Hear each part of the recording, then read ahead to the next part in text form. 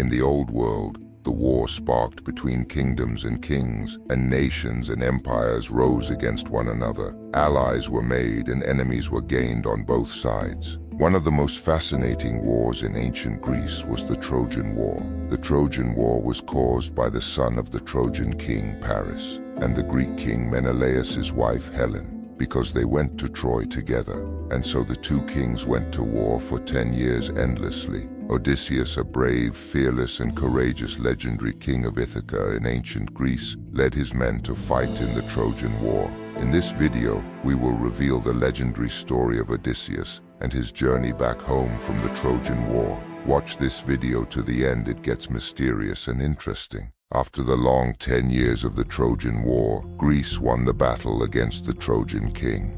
Odysseus, the legendary king of Ithaca, rounded up his men and prepared himself for the journey to go home to his beautiful wife Penelope and his son Telemachus. But unknown to Odysseus, the gods in Olympus watched closely at the battle between the two kings. One of the gods, Poseidon, favored the Trojans and was furious at Odysseus and his men. Athena, the goddess of wisdom and strategy, favored Odysseus and paid keen interest in his affairs and his journey home. As Odysseus set sail on the sea, Poseidon vowed to make his journey difficult and unbearable, and so did the ship's journey in the open sea. When Odysseus and his men came to the island of Cyclops near Mount Etna, now modern-day Sicily, they came across a cave with the provision of food and wine inside on the island of Cyclops. Odysseus helped themselves and ate to their fill. The one-eyed giant Cyclops Polyphemus, son of Poseidon, who lived in the cave, found Odysseus and his men eating his food and wine. He closed the entrance of the cave with a large boulder, thus trapping Odysseus and his men in the cave. After many failed attempts to escape from the cave, Odysseus conceived a cunning plan to escape from the cave. Odysseus tricked the giant and got him drunk, and while he slept, Odysseus and his men made a wooden stake and blinded the giant. Angrily, the giants woke up in pain and sought Odysseus and his men to kill. Odysseus and his men tied themselves under the bellies of Polyphemus, the giant sheep, to escape.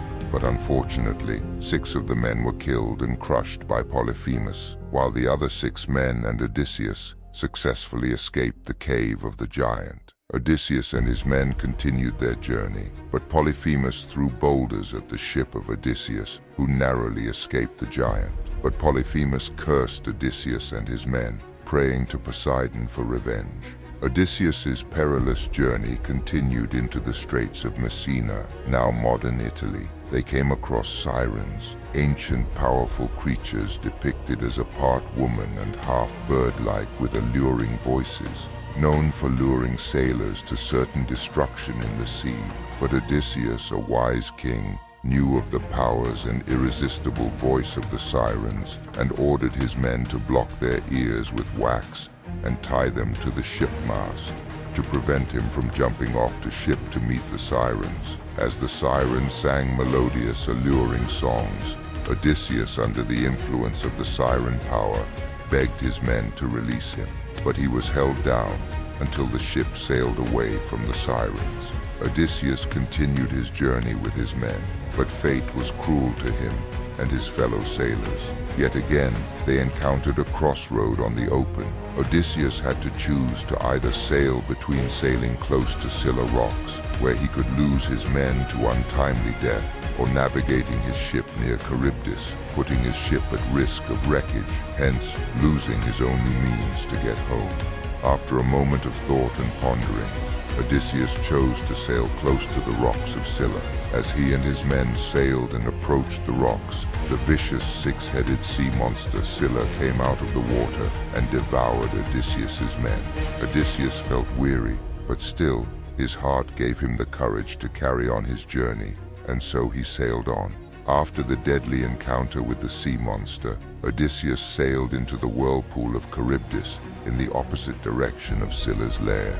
But as sailed deep into the whirlpool, they came face to face with the nightmare of every sea sailor. The sea's mighty whirlpool tried to swallow Odysseus' men and his ship, but these courageous men rowed furiously with all of their might against the pull of the whirlpool of Charybdis. They narrowly escaped the whirlpool with partial damage to their ship and their lives from the jaws of death. Odysseus journeyed for 10 years at sea, so he visited the island of Iolia, home of King Iolaus, the god of the wind. Iolaus welcomed Odysseus and his men. Odysseus stayed with King Iolaus for a month.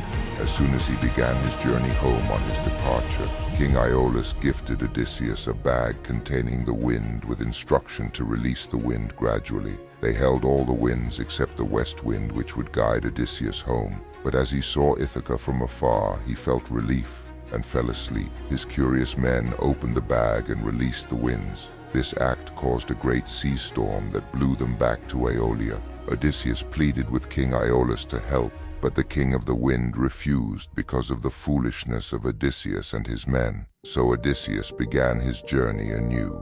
But along the way, he was stranded on the island of Calypso, where found helpless and hurt by the goddess Calypso, the daughter of Atlas, who nursed him back to health. The goddess loved Odysseus so much that she kept him hostage in the finely furnished cave and luxurious life. But Odysseus's heart longed to return home to his family.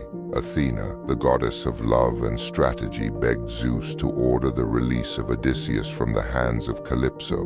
And so, after 7 years on the island of Calypso, Odysseus finally began his journey home. Although was reluctant to let him go, she obeyed Zeus and aided Odysseus to build a raft and provided him with food and wine for his journey, with instructions to navigate the sea. Odysseus sailed home, but on his return to Ithaca, Odysseus discovered Penelope had been put under pressure by several male suitors for hand in marriage. Unknown to anyone in Ithaca, Odysseus, the king, is back.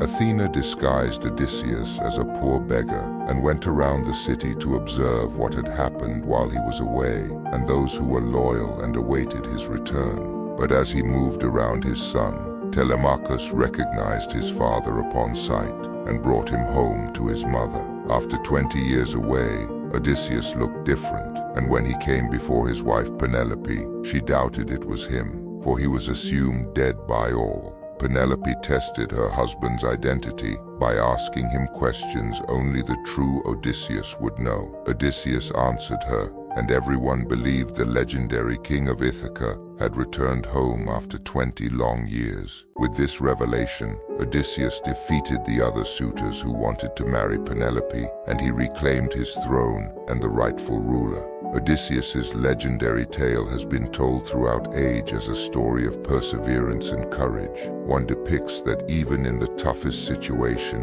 there is a way out. In ancient mythology, some believe Odysseus's journey was linked to divine celestial bodies and zodiac signs. Although many historical teachers have countered these beliefs, Odysseus remains an iconic story of patience, strength, courage, and wisdom.